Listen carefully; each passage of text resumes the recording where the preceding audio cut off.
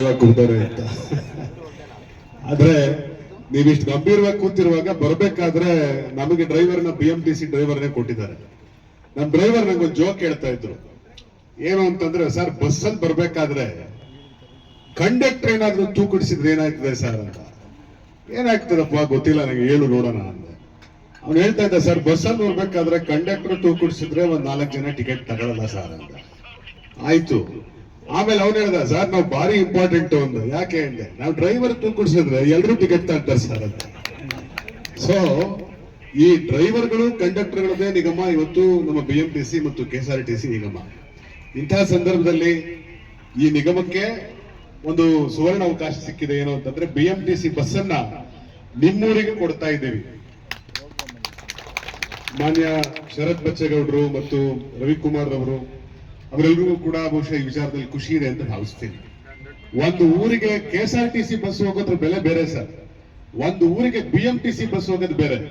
ಹಳ್ಳಿಗಳ ಕಡೆ BMTC bus ಹೋಗಕ್ ಶುರು ಆಯ್ತು ಅಂತಂದ್ರೆ ರಿಯಲ್ ಎಸ್ಟೇಟ್ ಬೆಲೆ ಜಾಸ್ತಿ ಆಗಕ್ ಶುರು ಆಗುತ್ತೆ, ಲ್ಯಾಂಡ್ ರೇಟ್ ಜಾಸ್ತಿ ಆಗಕ್ ಶುರು ಆಗ್ಬಿಡುತ್ತೆ.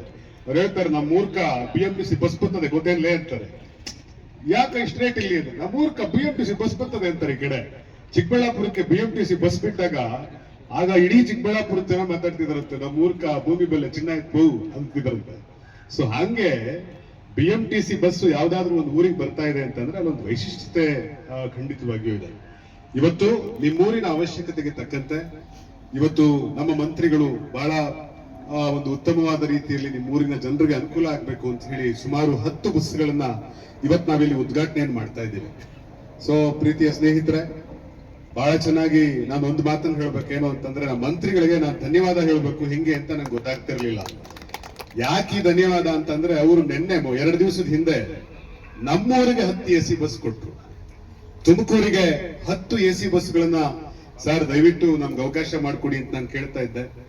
ಆಗ KSRTC ಅವ್ರು ನಮ್ಮ ವ್ಯಾಪ್ತಿಗೆ ಬರುತ್ತೆ, BMTC ವ್ಯಾಪ್ತಿಗೆ ಬರಲ್ಲ ಅಂತ ಹೇಳಿ ಈ ಚರ್ಚೆಗಳೇ ನಡೀತಿರ್ಬೇಕಾದ್ರೆ ನಾವು ಸಾಹೇಬ್ರ ಹತ್ರ ಮನವಿ ಮಾಡಿದ ತಕ್ಷಣ ಅವರು ಮಾತು ಕಡಿಮೆ, ಅವರು ಒಂದೇ ಮಾತಾಡ್ತಾರೆ, ಆ ಮಾತಾಡಿದ್ರೆ ಆ ಮಾತು ನಡೆಯುತ್ತೆ, ಆ ತರ ಮಾತಾಡ್ತಾರೆ.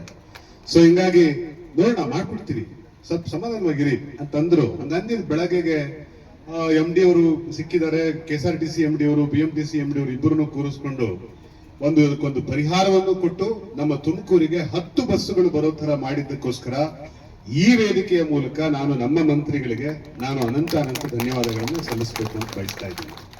ಮತ್ತು ವಿಶೇಷವಾಗಿ ಮೊನ್ನೆ ಕೂಡ ತುಮಕೂರಿನಲ್ಲಿ ಬಹಳ ಬೃಹತ್ ಕಾಂಗ್ರೆಸ್ ಪಕ್ಷದ ಸರ್ಕಾರದ ಸಾಧನಾ ಸಮಾವೇಶ ಆಯಿತು. ಇಡೀ ರಾಜ್ಯದ ಮಾಧ್ಯಮಗಳೆಲ್ಲವೂ ಕೂಡ ಬೇರೆ ಬೇರೆ ರೀತಿಯಲ್ಲಿ ಅದನ್ನ ಚಿತ್ರಿಸುವಂತ ಪ್ರಯತ್ನ ಮಾಡಿದ್ರು. KSRTC ನೌಕರರು ಮುಷ್ಕರ ಹಾಗೆ ಹೀಗೆ ಅಂತೆಲ್ಲ ಮಾಡಿದ್ರು.